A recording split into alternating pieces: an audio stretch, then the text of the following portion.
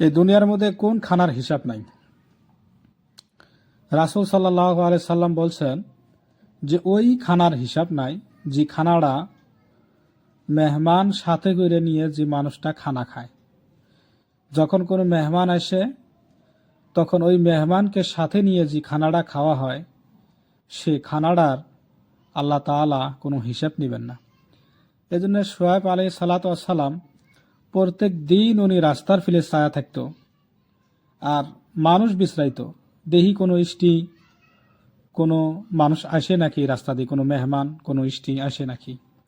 শুআয়ব আলাইহিস সালাতু ওয়াস সালাম প্রত্যেক দিনে খানা খাইতেন একজন মেহমান নাইবা একজন ইষ্টি নিয়ে শুআয়ব আলাইহিস সালাতু ওয়াস সালাম খানা খাইতেন।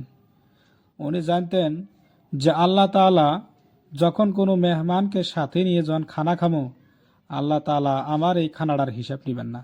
ওই জন্য শুআয়ব আলাইহিস সালাতু ওয়াস সালাম প্রত্যেক দিন উনি ইষ্টি বিশ্রাইত, প্রত্যেক দিন উনি মেহমান বিশ্রাইত।